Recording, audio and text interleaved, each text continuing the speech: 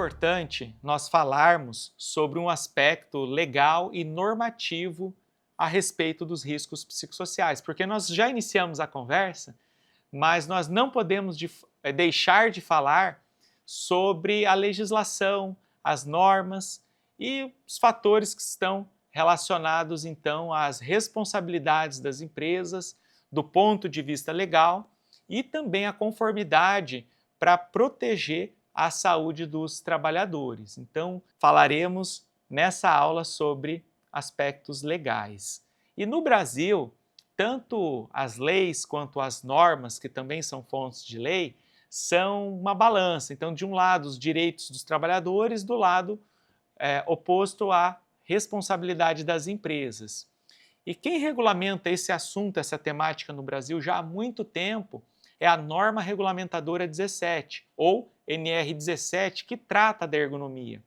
E ela estabelece diretrizes para adaptar as condições de trabalho às características psicofisiológicas dos trabalhadores, visando proporcionar, então, conforto, segurança e um desempenho eficiente. E quais são, então, os principais pontos da análise ergonômica do trabalho, que é o que a norma traz? É uma avaliação detalhada das condições de trabalho, adaptações dos mobiliários e equipamentos de trabalho, bem como que seja garantido que sejam adequadas às características desses trabalhadores, bem como também a organização do trabalho, onde se define pausas, horários e tarefas de forma a evitar a sobrecarga e a monotonia.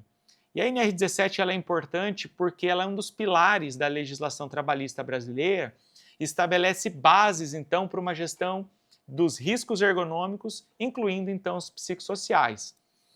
Padrões internacionais também existem, como a ISO 45003, que é uma norma internacional que fornece, então, algumas diretrizes para a gestão de saúde e segurança do trabalho e está presente aqui em anexo a essa aula, tanto a NR17 quanto a ISO 45003. E ela preconiza a identificação dos perigos, dos riscos psicossociais, a avaliação desses riscos presentes no ambiente de trabalho e também a determinação da probabilidade e severidade desses impactos na saúde mental, através da implementação de medidas de controle, adoções de algumas atitudes e ações das empresas para reduzir ou eliminar esses riscos e o monitoramento e revisão com um acompanhamento contínuo da eficácia das medidas e ajustes que forem necessários. Essa norma ISO 45003, ela complementa a ISO 45001, que é o Sistema de Gestão de SST, Saúde e Segurança do Trabalho, que oferece, então, uma base para a gestão dos riscos psicossociais. Então, existem outras normas, além dessas, e agora vindo a NR1, a Norma Regulamentadora 1, que ela estabelece a obrigatoriedade do Programa de Gerenciamento de Riscos, que é o PGR, que deve incluir, então, os riscos psicossociais. Essa é a grande mudança. E é por isso que nós estamos aqui falando de algo que, por isso que a gente chama de novo, que não é algo tão novo assim. Já a CLT, onde temos a legislação trabalhista, um dos maiores pilares, ela trata também de questões como o assédio moral, as discriminações e a organização do trabalho com diretrizes baseadas na OMS, Organização Mundial da Saúde, e da OIT, Organização Internacional do Trabalho. E os documentos diversos que fornecem, então, orientações para a promoção da saúde mental no trabalho. E as empresas, então, elas passam a ter uma responsabilidade legal diversa em relação aos riscos presentes no ambiente de trabalho para que se garanta um trabalho seguro, saudável e com implementação de medidas para proteger a saúde física e mental dos trabalhadores e prevenir e combater o assédio. As formas de assédio também é importante por meio de políticas claras e canais de denúncia, bem como o respeito à legislação trabalhista para o cumprimento das normas relacionados, então, às pausas, horários de trabalho, condições que essas atividades estão feitas e entre outros. Então, combater essas questões de riscos é um papel das empresas, bem como realizar a avaliação dos riscos psicossociais, que é o objetivo do nosso curso. É por isso que nós estamos aqui falando a respeito desse importante tema, para que as empresas possam adotar ações para eliminar ou reduzir esses riscos que foram identificados. E também fazer o monitoramento e revisão das medidas para ver se elas foram eficientes, eficazes ou não.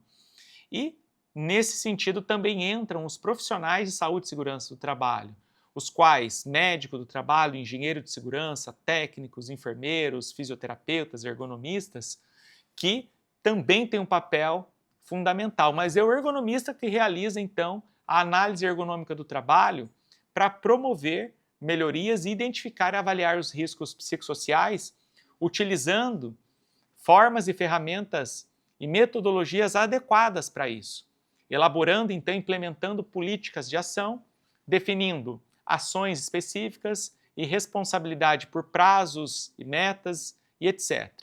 Então, o monitoramento, o acompanhamento e a promoção, a conscientização desses fatores, ela se faz muito importante para que esse trabalho seja feito. E todos os profissionais, independente da sua formação, também têm um papel importante. É isso que nós veremos ao longo desse nosso curso.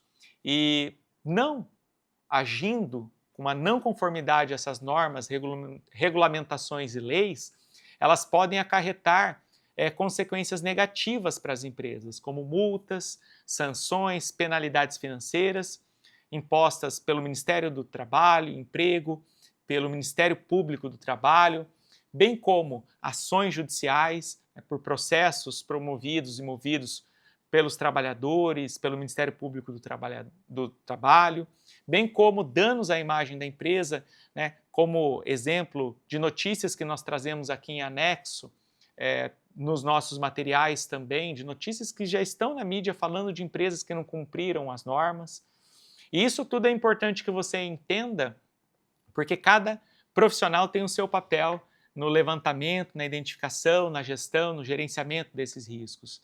Então, o ergonomista, o médico, o psicólogo, o engenheiro de segurança, o técnico de segurança, são todos profissionais que fazem parte desse contexto, que é um contexto multidisciplinar e que precisa, sim, da colaboração de todos os profissionais. E nós estamos, a cada aula, conhecendo mais sobre esses aspectos, avançando cada momento mais e trazendo mais conhecimento sobre isso.